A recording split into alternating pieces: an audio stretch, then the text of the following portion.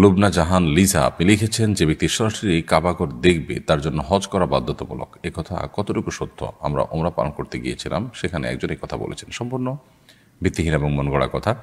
কাবাগর দেখলেই হজ ফরজ হয় না। হজ ফরজ হওয়ার সাথে সাধ্য এবং সক্ষমতার সম্পর্ক।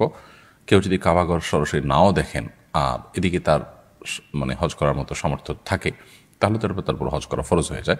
আর যদি কেউ দেখেন অথচ তার সামর্থ্য নয়, তাহলে তারপর হজ করা ফরজ নয়। অতএব হজ করা ফরজ হওয়াটা কাবাগর সরাসরি দেখা না দেখার উপর নয়, বরং সক্ষমতা থাকা না থাকার উপরে।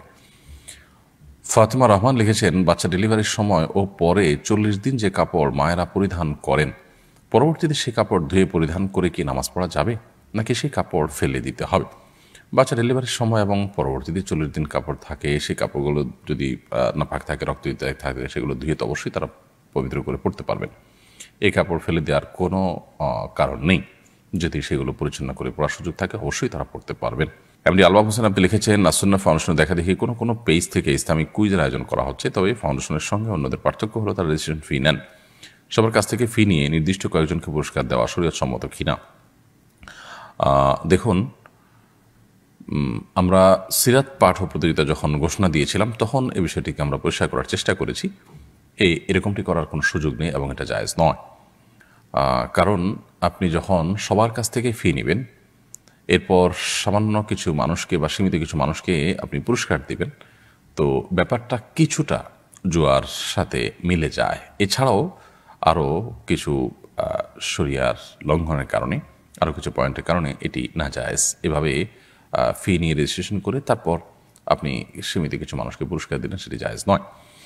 এটিকে আমাদের যে পরীক্ষা হয়ে থাকে প্রচলিত শিক্ষা প্রতিষ্ঠানগুলোতে, সে পরীক্ষার যে ফি নেওয়া হয়, ফি নিয়ে পরীক্ষা হয়, সেখানে কিছু মানুষ ফার্স্ট সেকেন্ড থার্ড হয়, কিছু মানুষ হয়তো আপনার পেছনের দিকে থাকে, যারা ভালো করে তাদেরকে হয়তো শিক্ষা প্রতিষ্ঠান থেকে সম্মানিত করা হয়, পুরস্কৃত করা হয়।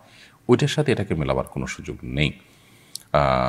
ওইটা হলো পুরো পরীক্ষা যারা অংশগ্রহণ করবে তাদের সবার জন্য এই প্রসেসটা। আর ফার্স্ট সেকেন্ড থার্ড নির্ধারণ হওয়া, সেটা তো যোগ্যতার ব্যাপার, সেখানে তার কোনো পার্থিব পুরস্কার ব্যাপার নেই। আর পুরস্কার দেওয়ার ব্যাপারটা শিক্ষা প্রতিষ্ঠানগুলোতে যেটা থাকে, সেটা একেবারেই অনেকটা থার্ড পার্টির উৎসাহিত করার মতো। তৃতীয় পক্ষ সেখান থেকে উৎসাহিত করছে, সেরকম ব্যাপারটি। তাদের থেকে যে টাকা নিচ্ছে ফি, সেখান থেকে দিয়ে পুরস্কার দেওয়া হচ্ছে, ব্যাপারটা সেরকম না। আর পুরস্কার সাধারণত দেওয়াই হয় না ফার্স্ট সেকেন্ড থার্ড হলেই। আর যদি দেওয়া হয় তো সেটা ভিন্ন আয়োজন থাকে, যে যারা ভালো করেছে তাদেরকে সম্মাননা।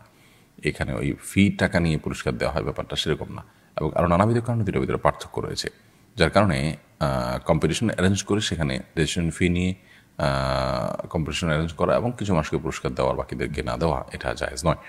নো টেলার্স এআডি থেকে আপনি লিখেছেন, আমি দোকানে কাজ করি, সাধারণত মোবাইলে কোরআন তেলাওয়াত শুনি।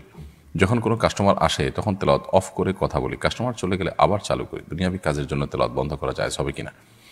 অবশ্যই জায়েজ আছে, কোনো অসুবিধা নেই। কারণ আপনি তেলাওয়াতের হক নষ্ট হবে সেই জন্যই তেলাওয়াত বন্ধ করছেন। এই বন্ধ করাটা কোরআনের সম্মানার্থেই, এটা কোরআনের প্রতি অসম্মান করার জন্য নয়। যেহেতু ইন্নামাল আমালু বিন্নিয়াত বা সমস্ত আমল নিয়তের উপর নির্ভর করে, বিধায় আপনি যে উদ্দেশ্য বন্ধ করছেন সেটি যেহেতু অসৎ নয়, বরং ভালো, কোরআনের প্রতি সম্মান প্রদর্শন করা, আল্লাহর নির্দেশ যেন লঙ্ঘন না হয়, সেই জন্যই আপনি বন্ধ করেছেন, সেজন্য এটি গুনাহ হবে না।